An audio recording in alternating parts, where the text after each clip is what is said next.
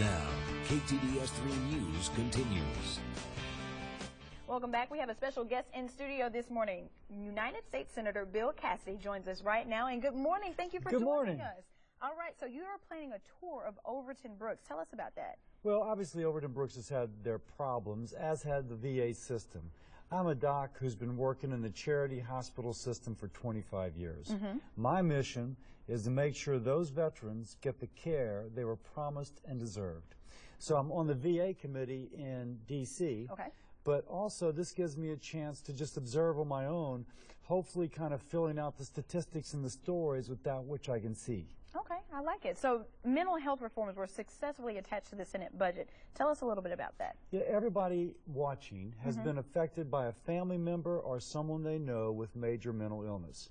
We sometimes don't speak of it, but that's what occurs. This bill, which is bipartisan, again, gives us the opportunity to reshape some of what the federal government does in terms of research and grants to states that can hopefully take better care of the patient, their family, but also of society. When that patient has a problem, it can end up like Sandy Hook.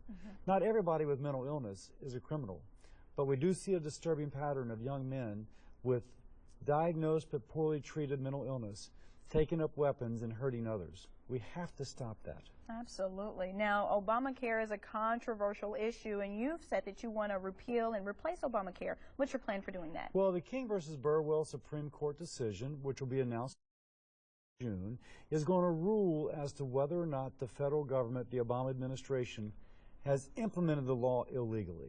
It looks like they might decide that way. A plain reading of the law would suggest that they have. That gives Republicans, conservatives, an opportunity to replace one portion of Obamacare with something which still helps people with their insurance, but doesn't coerce them with mandates and penalties and bribes and everything else forcing people to buy that which they may not want or cannot otherwise afford. And so it's our challenge, and I look forward to that challenge. All right, you do have a task ahead of you. Now, my last final question is now, you're the newest junior senator to the United States Senate. Tell us a little bit about that experience. It is an honor to represent the people of Louisiana in the United States Senate. And it's also great for me to be part of a conservative majority that has taken back over.